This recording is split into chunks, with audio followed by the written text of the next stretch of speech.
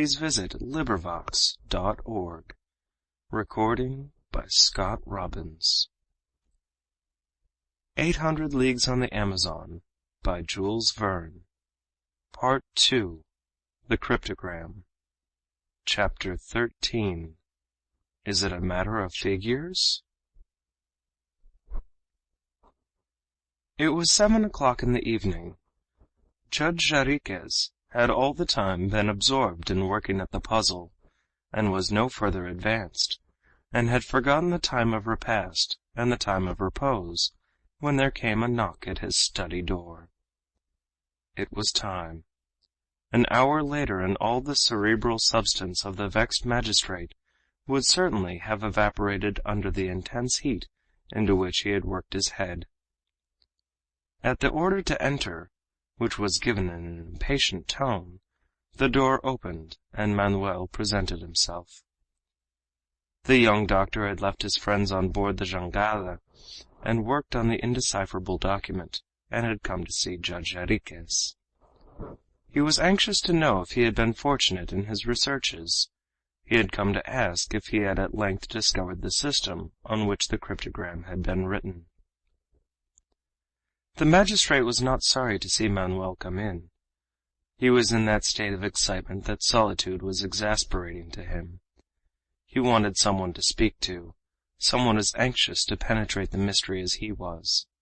Manuel was just the man. "Sir," said Manuel as he entered, "one question. Have you succeeded better than we have?" "Sit down first," exclaimed Judge Jarriquez, who got up and began to pace the room. "Sit down. If we are both of us standing, you will walk one way and I shall walk the other, and the room will be too narrow to hold us." Manuel sat down and repeated his question. "No, I have not had any success," replied the magistrate. "I do not think I am any better off. I have got nothing to tell you, but I have found out a certainty." "What is that, sir?" "That the document is not based on conventional signs, but on what is known in cryptology as a cipher, that is to say, on a number." "Well, sir," answered Manuel, "cannot a document of that kind always be read?" "Yes," said Jarriquez, "if a letter is invariably represented by the same letter. If an A, for example, is always a P, and a P is always an X. If not, it cannot." "And in this document?"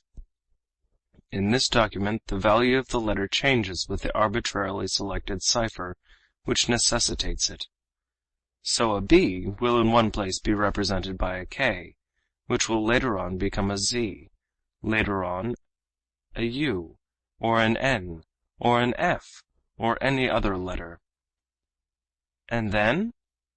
"And then I am sorry to say the cryptogram is indecipherable." "Indecipherable!" exclaimed Manuel. "No, sir, we shall end by finding the key of the document on which the man's life depends." Manuel had risen, a prey to the excitement he could not control. The reply he had received was too hopeless, and he refused to accept it for good. At a gesture from the judge, however, he sat down again, and in a calmer voice asked, "And in the first place, sir, what makes you think that the basis of this document is a number, or as you call it, a cipher?" "Listen to me, young man," replied the judge, "and you will be forced to give in to the evidence." The magistrate took the document and put it before the eyes of Manuel, and showed him what he had done. "I began," he said, "by treating this document in the proper way, that is to say, logically, leaving nothing to chance. I applied to it an alphabet based on the proportion the letters bear to one another, which is usual in our language, and I sought to obtain the meaning by following the precepts of our immortal analyst Edgar Poe. Well, what succeeded with him collapsed with me." "Collapsed!" exclaimed Manuel. "Yes, my dear young man, and I at once saw that success sought in that fashion was impossible. In truth, a stronger man than I might have been deceived." "But I should like to understand," said Manuel, "and I do not." "Take the document," continued Judge Jarriquez. "First look at the disposition of the letters and read it through." Manuel obeyed. "Do you not see that the combination of several of the letters is very strange?" asked the magistrate. "I do not see anything," said Manuel, after having for perhaps the 100th time read through the document. "Well, study the last paragraph. There you understand the sense of the whole is bound to be summed up. Do you see anything abnormal?" "Nothing." "There is, however, one thing which absolutely proves that the language is subject to the laws of number." "And that is?" "That is that you see three H's coming together in two places." What Jarriquez said was correct. It was of a nature to attract attention. The 204th, 205th, and 206th letters of the paragraph, and the 258th, the 259th, and 260th letters of the paragraph were consecutive H's. At first this peculiarity had not struck the magistrate. "And that proves?" asked Manuel, without divining the deduction that could be drawn from the combination. "That simply proves that the basis of the document is a number. It shows a priori that each letter is modified in virtue of the ciphers of the number and according to the place which it occupies." "And why?" "Because in no language will you find words with three consecutive repetitions of the letter H." Manuel was struck with the argument. He thought about it, and in short had no reply to make. "And had I made the observation sooner," continued the magistrate, "I might have spared myself a good deal of trouble, and a headache which extends from my occiput to my sinciput." "But, sir," asked Manuel, who felt the little hope vanishing on which he had hitherto rested, "what do you mean by a cipher?" "Tell me a number." "Any number you like." "Give me an example, and you will understand the explanation better." Judge Jarriquez sat down at the table, took up a sheet of paper and a pencil, and said, "Now, Mr. Manuel, let us choose a sentence by chance, the first that comes, for instance. Judge Jarriquez has an ingenious mind. I write this phrase so as to space the letters different, and I get JUDGERRIQUEZHASANINGENIUSMIND. "That done," said the magistrate, to whom the phrase seemed to contain a proposition beyond dispute, looking Manuel straight in the face, "suppose I take a number by chance, so as to give a cryptographic form to this natural succession of words. Suppose now this word is composed of three ciphers, and let the ciphers be 2, 3, and 4. Now on the line below I put the number 2, 3, 4, and repeat it as many times as are necessary to get to the end of the phrase, and so that every cipher comes underneath a letter.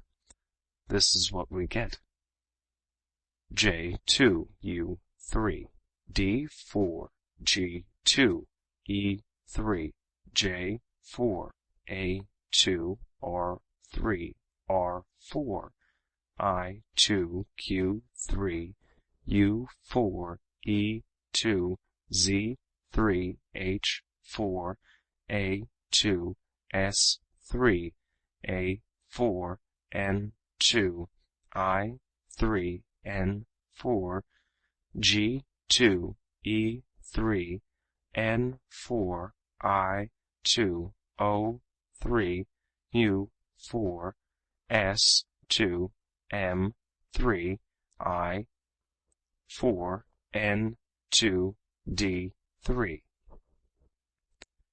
And now, Mr. Manuel, replacing each letter by the letter in advance of it in alphabetical order, according to the value of the cipher, we get J plus 2 equals L, U plus 3 equals X, D plus 4 equals H, G plus 2 equals I, E plus 3 equals H, J plus 4 equals N.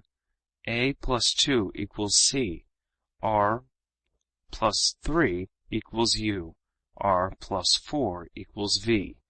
I plus 2 equals K. Q plus 3 equals T. U plus 4 equals Y. E plus 2 equals G. A plus 3 equals C. H plus 4 equals T. A plus 2 equals C. S plus 3 equals V. A plus 4 equals E. N plus 2 equals P. I plus 3 equals L. N plus 4 equals R. G plus 2 equals I. E plus 3 equals H. N plus 4 equals R. I plus 2 equals K. O plus 3 equals R. U plus 4 equals Y. S plus 2 equals U, and so on. If on account of the value of the ciphers which compose the number, I come to the end of the alphabet without having enough complementary letters to deduct, I begin at the beginning. That is what happens at the end of my name when the Z is replaced by the 3. As after Z the alphabet has no more letters, I commence to count from A, and so get the C. That done, when I get to the end of this cryptographic system, made up of the 2, 3, 4, which was arbitrarily selected, do not forget, the phrase which you recognize above is replaced by LXHINCUVVKTYGCLVEPLRIHRYUPMPG.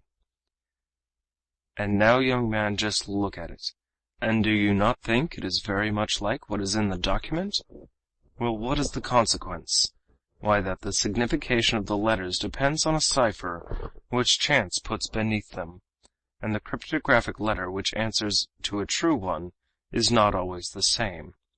So in this phrase the first J is represented by an L, the second by an N, the first E by an H, the second B a G, the third by an H. The first D is represented by an H, the last by a G, the first U by an X, the last by a Y, the first and second A's by a C, the last by an E, and in my own name one R is represented by a U, the other by a V, and so on. Now do you see that if you do not know the cipher 2, 3, 4, you will never be able to read the lines, and consequently, if we do not know the number of the document, it remains undecipherable. On hearing the magistrate reason with such careful logic, Manuel was at first overwhelmed, but raising his head, he exclaimed, "No, sir, I will not renounce the hope of finding the number." "We might have done so," answered Judge Enriquez, "if the lines of the document had been divided into words." "And why?" "For this reason, young man. I think we can assume that in the last paragraph all that is written in these earlier paragraphs is summed up. Now I am convinced that in it will be found the name of Joam Dacosta. Well, if the lines had been divided into words, in trying the words one after the other, I mean the words comprised of 7 letters, as the name of Dacosta is, it would not have been impossible to evolve the number which is the key of the document." "Will you explain to me how you ought to proceed to do that, sir?" asked Manuel, who probably caught a glimpse of one more hope. "Nothing can be more simple," answered the judge. "Let us take, for example, one of the words in the sentence we have just written, my name, if you like. It is represented in the cryptogram by this queer succession of letters, NCUVKTYGC. While arranging these letters in a column, one under the other, and then placing against them the letters of my name, and deducting one from the other the numbers of their places in alphabetical order, I see the following result. Between N and J we have 4 letters, CA 2, UR 3, VR 4, KI 2, TQ 3, YU 4, GE 2, CZ 3. Now what is the column of ciphers made up of that we have got by this simple operation? Look here, 4 2 3 4 2 3 4 2 3. That is to say, of repetitions of the numbers 4 2 3, or 2 3 4, or 3 4 2. Yes, that is it, answered Manuel. You understand, then, by this means, that in calculating the true letter from the false, instead of the false from the true, I have been able to discover the number with ease, and the number I was in search of is really the 234 which I took as the key of my cryptogram. Well, sir, exclaimed Manuel, if that is so, the name of Da Costa is in the last paragraph, and taking successively each letter of those lines for the first of the 7 letters which compose his name, we ought to get— That would be impossible, interrupted the judge, except on one condition. What is that? That the first cipher of the number should happen to be the first letter of the word Da Costa, and I think you will agree with me that that is not probable. Quite so, sighed Manuel, who with this improbability saw the last chance vanish. And so we must trust to chance alone, continued Jarriquez, who shook his head, and chance does not often do much in things of this sort. But still, said Manuel, chance might give us this number. This number, exclaimed the magistrate, this number? But how many ciphers is it composed of? Of 2, or 3, or 4, or 9, or 10? Is it made of different ciphers only, or of ciphers in different order, many times repeated? Do you not know, young man, that with the ordinary 10 ciphers, using all at a time, but without any repetition, you can make 3,268,800 different numbers, and that if you use the same cipher more than once in the number, these millions of combinations will be enormously increased? And do you not know that if we employ every one of the 525,600 minutes of which the year is composed to try at each of these numbers, it would take you 6 years, and that you would want 3 centuries if each operation took you an hour? No, you ask the impossible. Impossible, sir? answered Manuel. An innocent man has been branded as guilty, and Joam Dacosta is to lose his life and his honor, while you hold in your hands the material proof of his innocence. That is what is impossible. Ah, young man, exclaimed Jarriquez, who told you, after all, that Torres did not tell a lie? Who told you that he really did have in his hands a document written by the author of the crime, that this paper was the document, and that this document refers to Joam Dacosta? Who told me so? repeated Manuel, and his face was hidden in his hands.